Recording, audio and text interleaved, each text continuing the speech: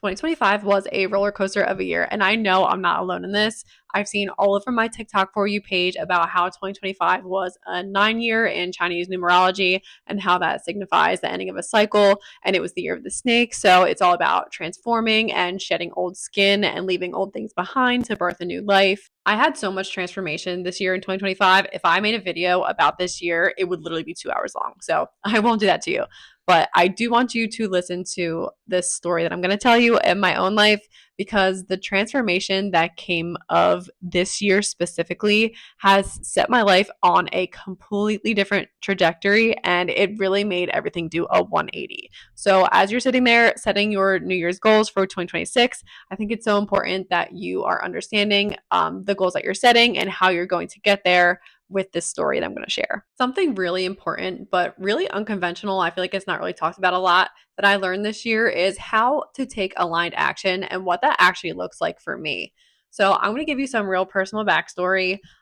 Back in 2022, I was working for a mortgage company, and I brought home my brand new Doberman puppy, and I still have him to this day. I love him so much.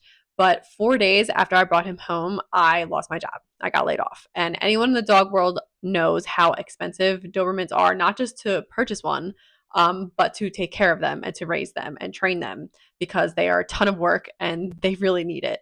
So here I was at that time, freshly unemployed, freshly a dog mom, having no idea what I'm doing in either situations, as both of them are my first time.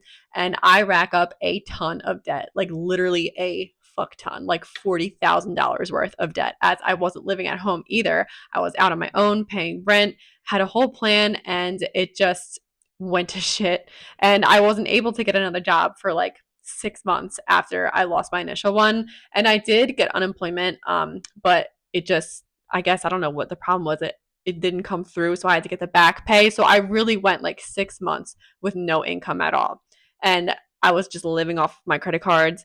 I was a new dog mom, freaking out about everything. So I took Jaeger too. That's my dog's name, Jaeger. I took him to the vet, like the emergency vet, because I thought he swallowed something, because he threw up once, but really he just was adjusting to his new puppy food. But I thought he swallowed a sock and needed surgery, and that was a $2,000 bill. Like, you get the picture, you know what I mean? So anyway, here I am with all of this new heavy debt. I land a new job. It kind of is a little bit of an increase from my last job, but not really. So you can imagine, with all of this increased debt, the increased and continuous responsibility of raising a dog, and not making much more money than I was before, it really was not cutting it. Like, the bills were barely getting paid. And I needed to do so much more to get ahead. So, like anybody would do, I went and I got a second job. I started bartending. And I bartended for, actually, I had one bartending job probably like 2023, but it was my first time ever bartending. And I got so lucky that I was able to learn. But I didn't really make a lot of money. I just worked one day a week, and it just kind of went towards living expenses. It didn't really make a dent in anything that mattered. So fast forward, I did get a better bartending job with that experience, and I was literally killing myself. I was working like 3 shifts a night on top of my full-time job. No, 3 shifts a night, 3 shifts a week on top of my full-time job, on top of taking care of this high energy working dog, all doing it all by myself. And I'm talking working so hard, like every Friday, I was scheduled Friday nights. I would go to my 9 to 5. It was really like 7 to 3 or 8 to 4. Like, I always started a little bit earlier and got out a little bit earlier for my dog. I would get up at 6 a.m., go to work the whole day, come home, work the dog, because they require a lot of exercise and a lot of work, go to my bartending shift, clock in my bartending shift at 6:45. The bar I worked at, we didn't close until 3 o'clock in the morning, not 2, 3. So some bars in Jersey, you could be open until 3. And I would get home after the cleanup, after the drive, because I moved out of state. So in like the tri-state area, I lived within a commutable distance, but it was still pretty far. So get home at 6 a.m. and then go to bed. It was literally a 24-hour workday that I was doing.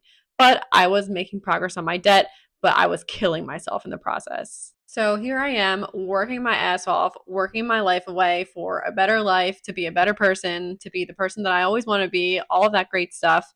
And to continue to invest in myself, I've always seen, since I was in my early 20s, I'm 29 now, a spiritual life coach, and I love her dearly. She is the best and has contributed to my life in so many more ways that I could begin to explain. But I was talking to her with this one time as I was working so hard, and she was like, I understand why you're doing it, but bartending is actually holding you back. And I was so confused. I was like, what are you talking about?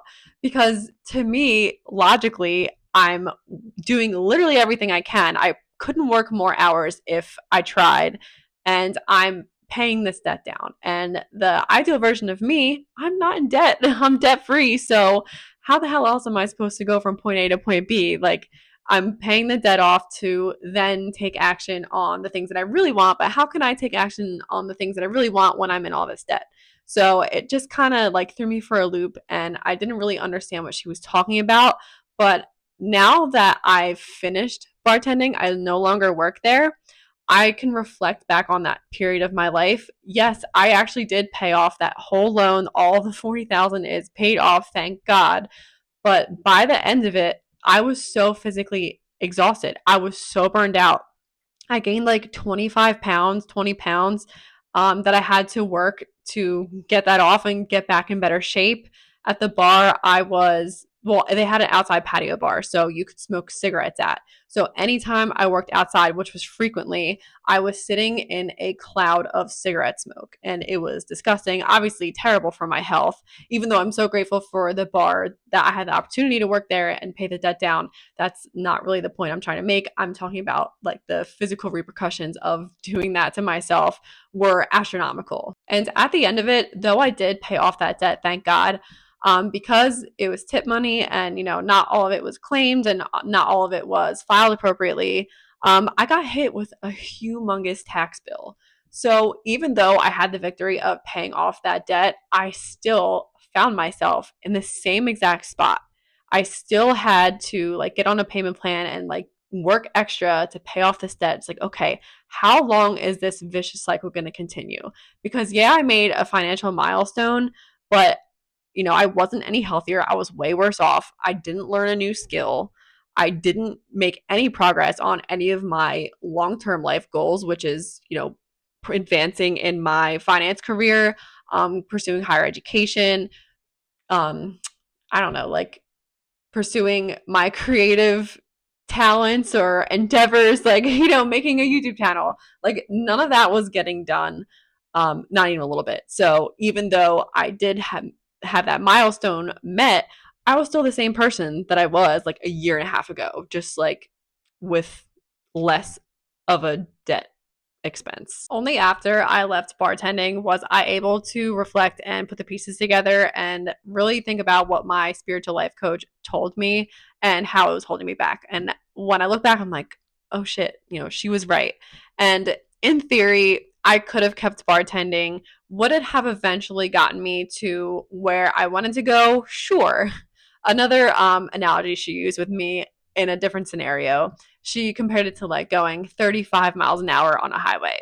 Like, yeah, I'm on the highway, I'm on the way, I'm going to get there, but I'm getting there really kind of slowly. So I didn't have to do it that way. There are other ways to do it. And the best way to take aligned action is to act right now in the present moment as the person that you are trying to become. So the person I'm trying to become doesn't work two jobs. She's not 20 pounds overweight. She's not constantly surrounded by cigarette smoke and burnt out and working 24-hour days. She is comfortable. She's doing things intelligently. She's pursuing higher education. She's got achievements and accolades. She's taking action on her creative projects. She's having creative expression, having fun, and all the things that I want to be doing at that time, I'm doing now. And at the height of my debt problem, could I have worked a second job? Sure, but maybe just work like one day and have a plan to pay it down while at the same time still embodying the person I'm trying to be instead of going so overboard on trying to get it paid down in the process, completely physically burning out when it wasn't really productive to my life in the grand scheme of things. Because if I had started this channel a year ago, 2 years ago, if I had went back to school a year ago, 2 years ago, I would be in a very different spot today. The concept of taking aligned action might seem obvious now that I've explained it and my story and where I went wrong, but at the time I was doing it, it was like I was unconsciously participating in it. Like I genuinely thought I was doing the right thing and that I wasn't doing any harm by paying off my debt and not actually pursuing what I really wanted out of life, because I thought I had to pause and take care of this problem first before I could take action on my real goals. It really did take a year of analyzing the results I was getting in my life and seeing how it was or wasn't getting me closer to who I really want to be and what I want to actually do with my life. Just like everyone else, I'm setting all of my goals, I'm making my vision boards, and I'm making my plans for 2026.